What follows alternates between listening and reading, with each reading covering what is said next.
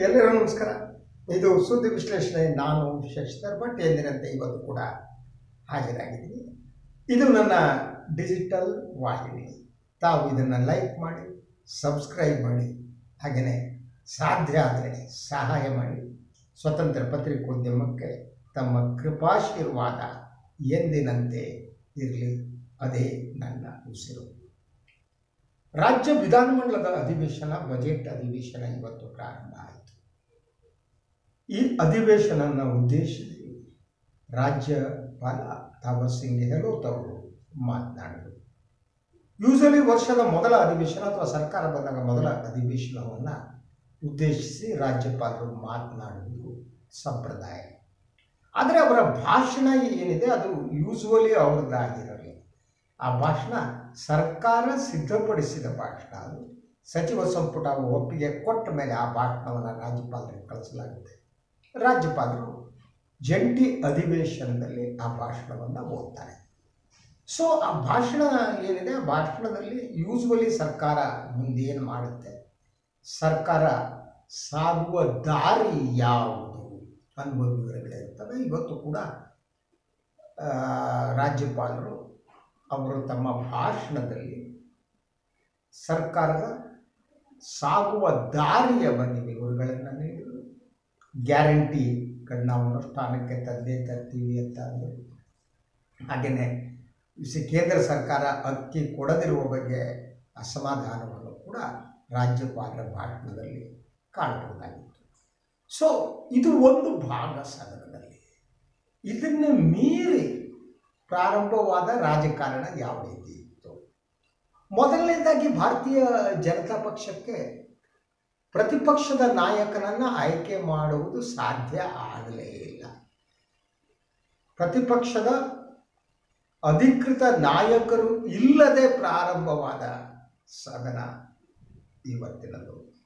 ಪ್ರಾಯಶಃ ಈ ರೀತಿ ಈ ಹಿಂದೆ ಘಟನೆ ನಡೆದ ನೆನಪು ನನಗಂತೂ ಇಲ್ಲ, ಪ್ರತಿಪಕ್ಷದ ನಾಯಕರಿಲ್ಲದೆ.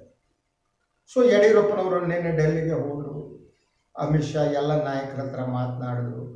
ಇವತ್ತೇನಾದರೂ ಪಕ್ಷದ ವೀಕ್ಷಕರು ಬರ್ಬೋದೇ, ಶಾಸಕಾಂಗ ಪಕ್ಷಕ್ಕೆ ನಾಯಕನ ಆಯ್ಕೆ ಆಗ್ಬೋದೇ ಅನ್ನುವ ಪ್ರಶ್ನೆ ಇತ್ತು.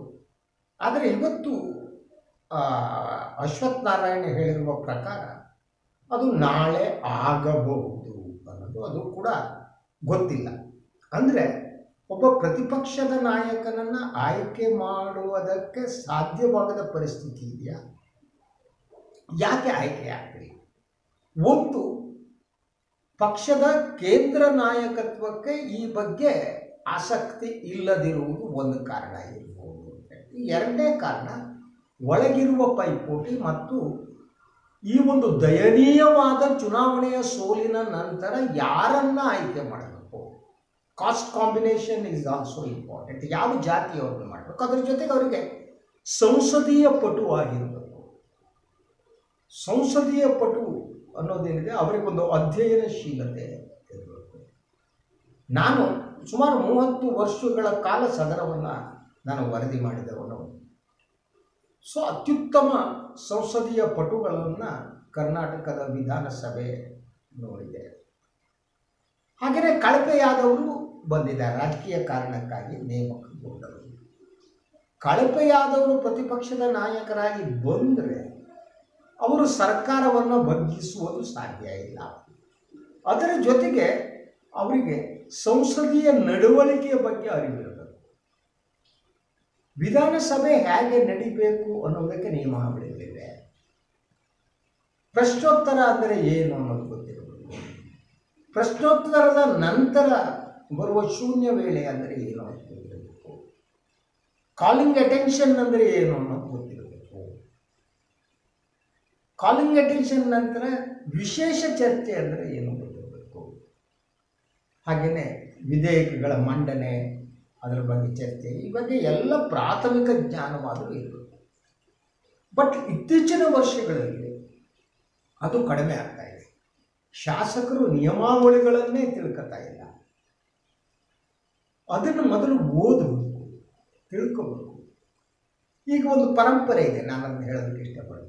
ಅದೇನು ಗೊತ್ತಾ, ಯೂಶುವಲಿ ಪಾಯಿಂಟ್ ಆಫ್ ಆರ್ಡರ್ ಕ್ರಿಯಾಲೋಪ ಅಂತ ಕನ್ನಡದಲ್ಲಿ ಹೇಳ್ತಾರೆ. ಅಂದರೆ ಸದನ ಹೀಗೆ ನಡಿಬೇಕು ಅನ್ನೋದಿದೆ, ಅದು ನಡೆಯದಿದ್ದರೆ ನಿಯಮಾವಳಿಗಳ ಉಲ್ಲಂಘನೆ ಆಗಿದ್ದರೆ ಆಗ ಪಾಯಿಂಟ್ ಆಫ್ ಆರ್ಡರ್ ಅಥವಾ ಕ್ರಿಯಾಲೋಪವನ್ನು ಎತ್ತಬಹುದು ಒಬ್ಬ ಸದಸ್ಯ.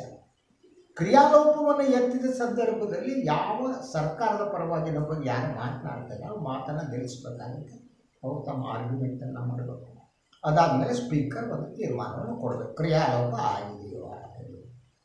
ಕಳೆದ ಯಾವುದೋ ಸದನದಲ್ಲಿ ಒಬ್ಬರಿಗೆ ಸದಸ್ಯರು ಪಾಯಿಂಟ್ ಆಫ್ ಆರ್ಡರ್ ಅಂತ ತಕ್ಷಣ ಇನ್ನೊಬ್ಬ ಸದಸ್ಯರು ಎದ್ದುಬಿಟ್ಟು ಅವ್ರು ಪಾಯಿಂಟ್ ಆಫ್ ಆರ್ಡರ್ ಮೇಲೆ ನನ್ನ ಪಾಯಿಂಟ್ ಆಫ್ ಆರ್ಡರ್.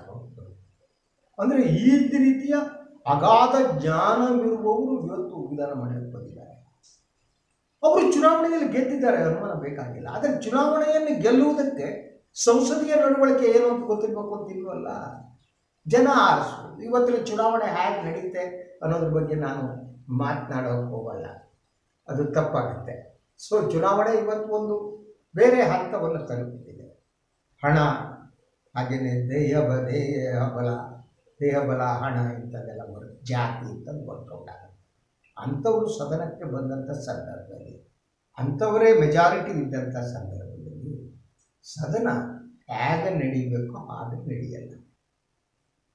ಆ ಬೇಸರ ನನಗಂತೂ ಇದೆ. Okay fine, this one part. ಎರಡನೇದು ಅವ್ರ ನಾಯಕರನ್ನ ಆಯ್ಕೆ ಮಾಡೋಕ್ಕಾಗಿಲ್ಲ, ಯಾವಾಗ ಮಾಡ್ತಾರೋ ಗೊತ್ತಿಲ್ಲ.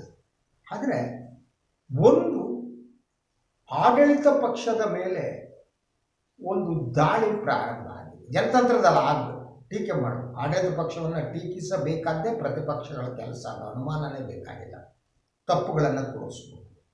ಸೊ ಮತ್ತೆ ಭ್ರಷ್ಟಾಚಾರದ ಇಶ್ಯೂವನ್ನು ಎತ್ತಲಾಗಿದೆ. ಪ್ರಮುಖವಾಗಿ ಈ ವಿಚಾರಗಳನ್ನು ಎತ್ತುತ್ತಿರುವವರು JDS ನಾಯಕರಾಗಿರುವ HD ಕುಮಾರಸ್ವಾಮಿ. ಅವರು ಮ್ಯಾನ್ ಇನ್ ಎ ಹರಿ ಅಂತ ಕೆಲವರು ಹೇಳ್ತಿದ್ದಾರೆ, ಗೊತ್ತಿಲ್ಲ ನನಗೆ, ಯಾಕೋ ಭಾಳ ಅರ್ಜೆಂಟ್ ಆಗಿದ್ದಾರೆ ಕುಮಾರಸ್ವಾಮಿ ಅವರು. ಸೊ ಒಂದು ರೀತಿ ಪ್ರತಿಪಕ್ಷದ ನಡುವೆ ಈಗ ಪೈಪೋಟಿ ನಡೆದಂಗೆ ಕಾಣ್ತಾ ಇದೆ, BJP ಮತ್ತು JDS ನಡುವೆ. ಇನ್ನೂ ಕೂಡ BJP ತನ್ನ ಸೋಲಿನ ಆ ಒಂದು ನೋವಿನಿಂದ ಹೊರಗೆ ಬಂದಿಲ್ಲ. ಸೊ ಇವತ್ತು ಕುಮಾರಸ್ವಾಮಿ ಕೆಲವು ಆರೋಪಗಳನ್ನು ಮಾಡಿದರು. ಸೊ ಅದು ಭ್ರಷ್ಟಾಚಾರಕ್ಕೆ ಸಂಬಂಧಪಟ್ಟ ಹಾಗೆ ಮುಖ್ಯಮಂತ್ರಿಗಳ ಕಚೇರಿಯಲ್ಲಿ ಲಂಚ, ಯಾರೋ 30 ಲಕ್ಷ ರೂಪಾಯಿ ಲಂಚ ಕೇಳಿದ್ರು ಎನ್ನುವ ಆರೋಪ. ಇದಕ್ಕೆ ಸಾಕ್ಷ್ಯ ಕೊಡಿ ಅಂದರೆ ಸಾಕ್ಷಿ ಕೊಡೋಕ್ಕೆ ಸಾಧ್ಯ ಇಲ್ಲ ಅನ್ನೋದನ್ನು ನಾನು ಒಪ್ತೇನೆ. It is not at all possible. ಸಾಕ್ಷ್ಯ ಅದ, ಲಂಚ ಕೊಡೋವನೇನು ಸಾಕ್ಷ್ಯ ಇಟ್ಕೊಂಡು ಕೊಡಲ್ಲ. ಸೊ ಅದರಿಂದ ಸರ್ಕಾರ ಗಂಭೀರವಾಗಿ ಪರಿಗಣಿಸಬೇಕು. ಒಂದು, ಎರಡನೇ ಆರೋಪ ಮಾಡುವವರು ಗಂಭೀರವಾಗಿ ಮಾಡೋದು. There are two things. Even Siddaramaiah ಅವರ ಮಗನ ಹೆಸರನ್ನು ಹೇಳಿಲ್ಲಾಯಿತು. ಸೊ ಅದರಂತೆ ಪ್ರತಿಪಕ್ಷದ ನಾಯಕರಾಗುವುದಕ್ಕೆ ತೀವ್ರ ಪೈಪೋಟಿ ನೀಡ್ತಾ ಇರುವಂಥ ಗ್ರೇಟ್ ಬಸನಗೌಡ ಪಾಟೀಲ್ ಯತ್ನಾಳ್ ಅವರು ಕೂಡ ಇದಕ್ಕೆಲ್ಲ ಪಾಲು ಹೋಗಬೇಕು, ಮುಖ್ಯಮಂತ್ರಿ ಪಾಲು ಹೋಗಬೇಕು, ಕರಪ್ಷನ್ ಜಾಸ್ತಿ ಆಗಿದೆ, ಈಗ 40% ಶುರುವಾಯಿತು, 40 ಅಲ್ಲ 60 ಹೋಗುತ್ತೆ. ಇದೆಲ್ಲ ನನಗೆ ಒಂದು ವ್ಯವಸ್ಥೆ ಯಾವ ಹಂತಕ್ಕೆ ಬಂದು ತಲುಪಿದೆ ಅನ್ನೋ ಪ್ರಶ್ನೆ ಮೂಡುವಂತೆ ಮಾಡಿದೆ. ಒಂದು ಆರೋಪ ಏನಿದೆ, ಇಂಥ ಆರೋಪಗಳಿವೆ. ಒಂದು, ನಾನು ಹೇಳಿದೆ ಆರೋಪವನ್ನು ಬೇಕಾಬಿಟ್ಟಿಯಾಗಿ ಮಾಡಬಾರ್ದು. ಎರಡನೇದಾಗಿ ಎಲ್ಲದಕ್ಕೂ ದಾಖಲೆ ಕೊಡಿ ಅಂತ ಕಾಂಗ್ರೆಸ್ಗೆ ಆಗಲಿ ಅಥವಾ ಆಡಳಿತ ಪಕ್ಷ ಕೇಳಿದ್ರು ಸರಿಯಲ್ಲ. ಆದರೆ ಇದು BJP ದಾರಿ. 40% ಆರೋಪ ಬಂದಾಗಲೂ ಕೂಡ BJP ಕೇಳಿದ್ರೆ ನನಗೆ ದಾಖಲೆ ಕೊಡಿ. ಸೊ ಆಗ ಅಟ್ಲೀಸ್ಟು ನೀವು ಗುತ್ತಿಗೆ ಸಂಘದ ಅಧ್ಯಕ್ಷಕ್ಕೂ ಆರೋಪ ಮಾಡಿದ್ರು 40%. ಅದರ ಜೊತೆ ಸಾರ್ವಜನಿಕವಾಗಿ ನೀವು ಗುತ್ತಿಗೆದಾರರ ಹತ್ರ ಮಾತನಾಡಿದ್ರೆ ಎಸ್ ಸರ್ 40-50% ಹೋಗಿದೆ ಅಂತ ಹೇಳ್ತಾನೆ ಇದ್ರು. ನನ್ನ ಹತ್ರ ಕೆಲವು ಗುತ್ತಿಗೆದಾರರು ಹೇಳಿದ್ದನ್ನು ನಾನು ನನ್ನ ವಿಶ್ಲೇಷಣೆಯಲ್ಲಿ ನಾನು ವರದಿ ಮಾಡಿದ್ದೆ. ಆದರೆ ಇದನ್ನು ಫಾಲೋ ಅಪ್ ಮಾಡಬೇಕಾದಂಥ ಮೇನ್ ಸ್ಟ್ರೀಮ್ ಮೀಡಿಯಾಗಳು ಮಾಡದೇ ಇಲ್ಲ. They won't do it, they don't like to do it. ಇಂಥ ವಿಚಾರಗಳನ್ನು ತನಿಖೆ ಮಾಡಿ ತನಿಖಾ ವರದಿ ಅನ್ನೋದು ಮಾಧ್ಯಮಗಳ ಹೊರಗೆ ಹೋಗಿದೆ. ಮೇನ್ ಸ್ಟ್ರೀಮ್ ಮಾಧ್ಯಮಗಳಿಗೆ ಎಲ್ಲವೂ ಇರುತ್ತೆ, ಅವ್ರಿಗೆ ಸಂಪನ್ಮೂಲ ಇರುತ್ತೆ, ಹುಡುಗರು ಇರ್ತಾರೆ, ಅದು ಮಾಡಬೇಕು. ನನ್ನಂಥ ಒಬ್ಬಂಟಿ ಎಲ್ಲ ಮಾಡೋಕ್ಕಾಗಲ್ಲ. ಸೊ ಈ ಒಂದು ಕುಮಾರಸ್ವಾಮಿಯ ಆರೋಪ ಗಂಭೀರವಾದ್ದು. ಯು ಶುಡ್ ರೀಚ್, ಅದು ಒಂದು ತಾರ್ಕಿಕ ಅಂತ್ಯವನ್ನು ತಲುಪಬೇಕು ಅಂತ ಬಯಸುವವಲ್ಲ. ಅದಿಲ್ಲ ಅಂದರೆ ಈ ಒಂದು ಆರೋಪಗಳು ಹಾಗೆಯೇ ಯಾವ ರೀತಿಯ ಆರೋಪವನ್ನಾದರೂ ಮಾಡ್ಬೋದು ಅನ್ನುವ ಸ್ಥಿತಿ ಬಂದ್ಬಿಡುತ್ತೆ. ಅದು ಜನತಂತ್ರದ ದೃಷ್ಟಿಯಿಂದ ಒಳ್ಳೆಯದಲ್ಲ. ಈ ಆರೋಪಗಳ ಬಗ್ಗೆ ತನಿಖೆ ನಡೆಯಲಿ. ಸರ್ಕಾರವು ಗಂಭೀರವಾಗಿ ಆರೋಪ ಮಾಡುವವರು ಕೂಡ ಗಂಭೀರವಾಗಿ ಆರೋಪ ಮಾಡಬೇಕು. ಆದರೆ ಪ್ರಮುಖ ಪ್ರತಿಪಕ್ಷವಾಗಿ ಕೆಲಸ ಮಾಡಬೇಕಾದ BJP ತಮ್ಮ ನಾಯಕನ ಆಯ್ಕೆಯಲ್ಲಿ ಬ್ಯುಸಿಯಾಗಿದ್ದರೆ, ಆ ಬಿಕ್ಕಟ್ಟಿನಲ್ಲಿ ಇದ್ದರೆ ಕುಮಾರಸ್ವಾಮಿ ಅವರು JDS ಎಂದಿದೆ. ಭಾಳ ಸ್ಪಷ್ಟವಾಗಿ ಅವರು ಕುಮಾರಸ್ವಾಮಿ ಅವರು ದಾರಿ ಕಾಣ್ತಾ ಇದೆ. ಅದು BJP ಮತ್ತು JDS ನಡುವೆ ಹೊಂದಾಣಿಕೆ ಆಗುತ್ತೋ ಅನ್ನುವ ಪ್ರಶ್ನೆಗೆ ಆಗಬಹುದೇನೋ ಅನ್ನುವ ವಾತಾವರಣವನ್ನು ಮೂಡಿಸ್ತಾ ಇದೆ. ಕುಮಾರಸ್ವಾಮಿ ಹಳೆಯ ಸ್ನೇಹಿತರನ್ನು ಮತ್ತೆ ಹೊಸ ಸ್ನೇಹಿತರಾಗಿ ಸ್ವೀಕರಿಸಲು ಮುಂದಾಗಿದ್ದಾರೆ. ಹಳೆಯ ಸ್ನೇಹಿತರು ಅಂದರೆ BJP ಹಳೆಯ ಸ್ನೇಹಿತರ ಜೊತೆ ಸರ್ಕಾರ ಮಾಡಲು ಆ ಎಲ್ಲ ಲಕ್ಷಣಗಳು ಈಗ ಕಾಣ್ತಾ ಇದ್ದಾವೆ. ಯಾಕಂದರೆ ಅಂಥ ಒಂದು ಸೂಚನೆಯನ್ನು JDS ವರಿಷ್ಠರಾದಂಥ ದೇವೇಗೌಡರೇ ಸರ್ಕಾರದ ಮೇಲೆ ಹೇಗೆ ಅಟ್ಯಾಕ್ ಮಾಡಬೇಕು ಅಂತ ಶಾಸಕರ ಸಭೆಯಲ್ಲಿ ಹೇಳಿದ್ದ ಮಾತುಗಳು ಏನಿವೆ ಆ ವರದಿಯನ್ನು ಕೂಡ ನಾನು ನೋಡಿದ್ದೇನೆ. ನಾವು ಧರಿಸೋ ಸ್ನೇಹಿತರೂ ಪ್ರಮುಖ ಪ್ರತಿಪಕ್ಷ ಯಾರು ಅನ್ನುವ ಪ್ರಶ್ನೆಯನ್ನು ಮೂಡುವಂತೆ ಮಾಡಿದ್ದಾರೆ. ಇನ್ನು ಮುಂಬರೋ ದಿನದಲ್ಲಿ ಏನಾಗುತ್ತೋ ಗೊತ್ತಿಲ್ಲ. ಅದಕ್ಕಿಂತ ಮುಖ್ಯವಾಗಿ ನಮ್ಮ ಸಂಸದೀಯ ನಡವಳಿಕೆ ಏನಿದೆ ಅದು ಸುಧಾರಣೆಯಾಗಬೇಕು. ಯಾವತ್ತೂ ಕೂಡ ಸದನ ಅನ್ನೋದಿದೆಯಲ್ಲ, ಅದಕ್ಕೆ ವಿಶೇಷವಾದ ಗೌರವ ಇದೆ. ಸದನ ಅನ್ನೋದು ಮಾರುಕಟ್ಟೆ ಅಲ್ಲ. ಸಾರ್ವಜನಿಕ ಭಾಷಣಗಳನ್ನು ಮಾಡದಂತೆ ನೀವು ಸದನದಲ್ಲಿ ಮಾಡೋಕ್ಕಾಗಲ್ಲ. ಮಾಡಿಕೊಡಿ. ಆ ಅರಿವು ನಮ್ಮ ಶಾಸಕರಿಗೆ ಬರಲಿ. ಅಟ್ಲೀಸ್ಟ್ ನಮ್ಮ ಪ್ರಜಾತಂತ್ರ ಏನಿದೆ, ಸಂಸದೀಯ ವ್ಯವಸ್ಥೆ ಇದೆ, ಅದು ಉಳಿಲಿ ಅಂತ ನಾನು ಬಯಸ್ತೇನೆ. ಎನಿವೆ, ಇದಾಗಿತ್ತು ಇವತ್ತಿನ ಸುದ್ದಿ ವಿಶ್ಲೇಷಣೆ. ಮತ್ತೆ ಇನ್ನೊಂದು ವಿಚಾರದಲ್ಲಿ ಬರ್ತೀನಿ. ಎಲ್ಲರಿಗೂ ಒಳ್ಳೆಯದಾಗಲಿ. ನಮಸ್ಕಾರ.